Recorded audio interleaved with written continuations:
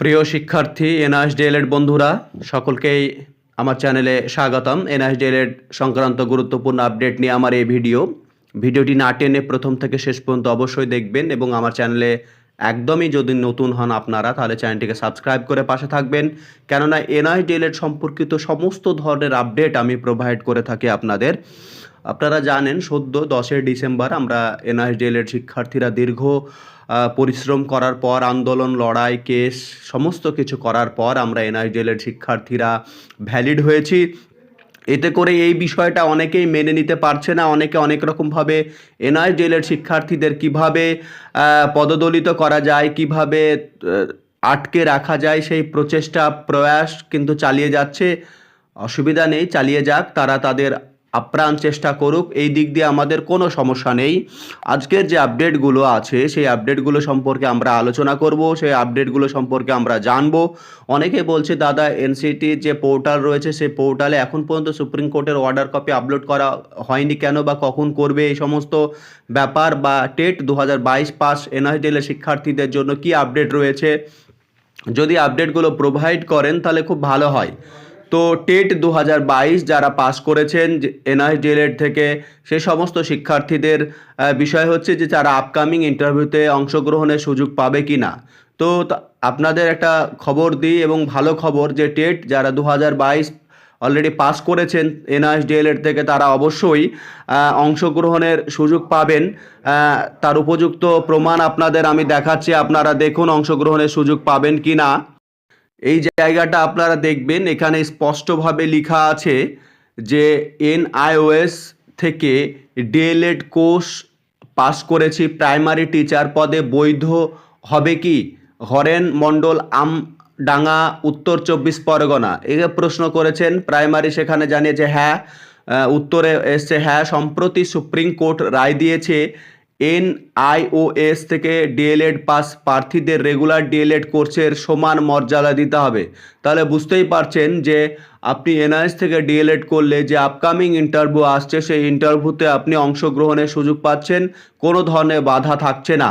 অনেকেই বলছে যে আমরা হাইকোর্ট যাব, সুপ্রিম কোর্ট যাব, কীভাবে এনআইএস ডিএলএড শিক্ষার্থীরা সুযোগ পায় সেই ব্যাপারটা আমরা দেখব, পথের কাঁটা হয়ে দাঁড়াবো, কোনো রকমভাবে এনআইএস ডিএলএডদের অংশগ্রহণের সুযোগ দেব না।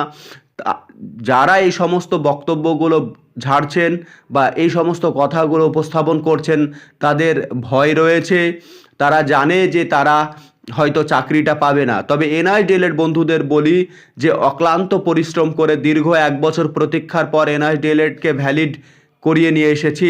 সেক্ষেত্রে কারো এই ধরনের কথায় আমরা পিছুপা হব না, আমরা মানসিকভাবে দুর্বল হয়ে পড়ব না। তাহলে বুঝতে পারছেন যে এনআইএস ডিএলএড শিক্ষার্থীরা যারা টেট পাস করেছেন তারা ইন্টারভিউ দিতে পারছেন, মানে প্রাইমারি পদে আপনারা বৈধ, আপনাদের কোনো সমস্যা কিন্তু থাকছে না। এবার পরবর্তী যে বিষয়টা আজকের আলোচনা সেটা হচ্ছে যে এনসিটি কবে সুপ্রিম কোর্টের অর্ডার কপি নিজস্ব পোর্টালে আপলোড করবে। তো আমি এই মুহূর্তে আপনাদের একটা খুব সুন্দর এবং ভালো খবর দিয়ে দিই, যেটা আপনাদের অনেকটা খুশির খবরই বলা যেতে পারে। সেটা হচ্ছে যে আমাদের যে এনআইএস ডিপার্টমেন্ট থেকে বা এনসিটির অ্যাপ্রুভাল নিয়েই কিন্তু এনআইএস যে ডিপার্টমেন্ট রয়েছে তারাই কিন্তু ডিএলএডটা করিয়েছিল শিক্ষার্থীদের। তাদের এনআইএস ডিপার্টমেন্টের যে পোর্টাল রয়েছে, এই যে পোর্টালে আপনি দেখতে পাচ্ছেন click here for supreme court India judgement 18 month training programme foreign service teacher 10 December 2024। তাহলে সুপ্রিম কোর্টের যে জাজমেন্ট এসছে তার অর্ডার কপি অলরেডি এনআইএস যে পোর্টাল রয়েছে সেই পোর্টালে কিন্তু আপলোড করা হয়ে গেছে।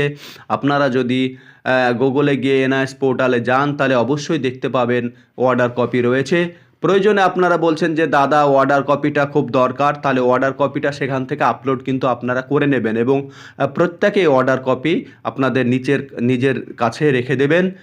প্রয়োজনে প্রিন্ট আউট করেও রেখে দিবেন, সে খরচা হলো করবেন, কিন্তু প্রিন্ট আউট 1 কপি করে রেখে দিবেন নিজের কাছে, পরবর্তীতে দরকার রয়েছে।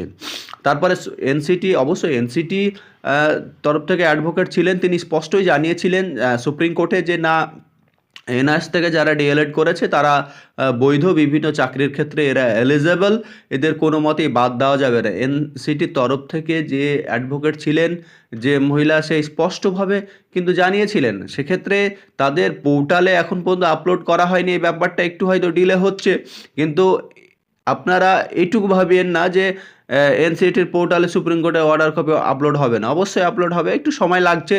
বিভিন্ন স্টেটগুলোকে নোটিশ চলে যাবে এবং বিভিন্ন স্টেটগুলো অবশ্যই জানিয়ে দেবে নোটিশের মাধ্যমে যে তারা কি পদক্ষেপ নিতে চলেছে।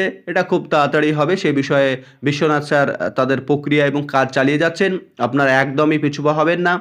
আর একটা দুটো বলে রাখি, যারা কৌশিকদার কেসে পিটিশনার হতে চাইছেন তারা অবশ্যই মোটামুটি 6-7 তারিখের দিকে আমার সঙ্গে যোগাযোগ করবেন। কৌশিকদা বলেছেন যে 7 তারিখের পর একটা সুযোগ দেওয়া যেতে পারে শিক্ষার্থীদের এসএলপি যে দেওয়া আছে সুপ্রিম কোর্টে, সেখানে পিটিশনার হওয়ার।